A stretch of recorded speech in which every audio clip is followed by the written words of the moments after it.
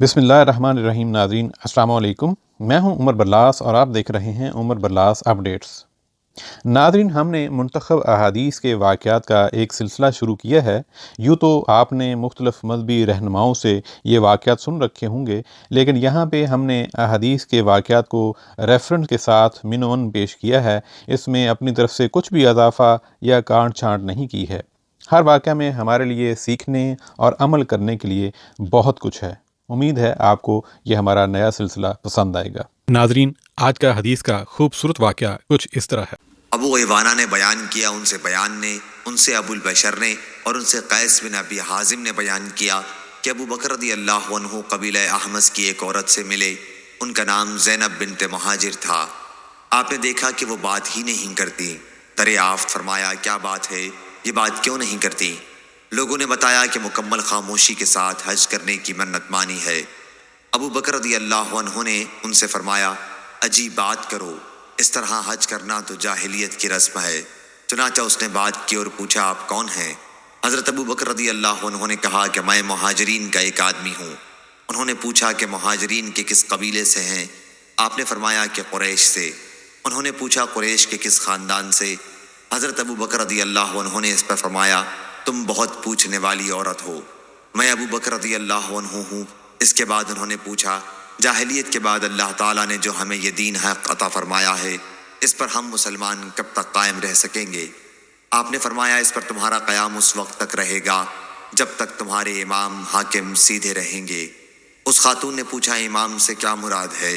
आपने फरमाया कि तुम्हारी कौम में सरदार और अशराफ लोग नहीं हैं जो अगर लोगों को कोई हुक्म दें तो वो उसकी इताअत करें। उसने कहा कि क्यों नहीं हैं? अबू बकर रज़ी अल्लाहु अन्हु ने कहा कि इमाम से यही मुराद है।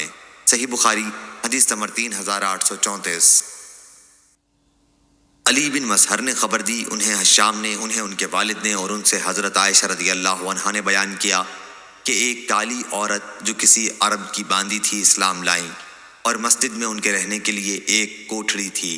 हज़रत आयशा रज़ी अल्लाहु अन्हा ने बयान किया, वो हमारे यहाँ आया करती और बातें किया करती थी, लेकिन जब बातों से फारिग हो जाती तो वो ये शेर पढ़ती, और हार वाला दिन भी हमारे रब के अजाइब कुदरत में से है कि उसी ने बफज़ले ही कुफ्र के शहर से मुझे छुड़ाया।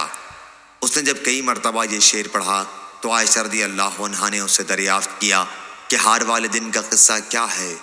उसने बयान किया कि मेरे मालिकों के घराने की एक लड़की जो नई दुल्हन थी, लाल चमड़े का एक हार बांधे हुए थी। वो बाहर निकली तो इत्तेफाक से वो गिर गया। एक चील की उस पर नजर पड़ी और वो उसे गोश्त समझकर उठाकर ले गई।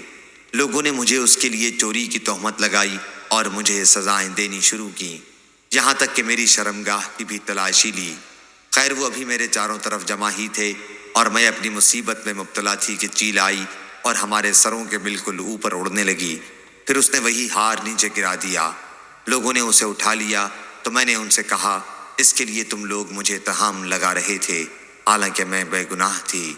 सही बुखारी हदीस नंबर 3835।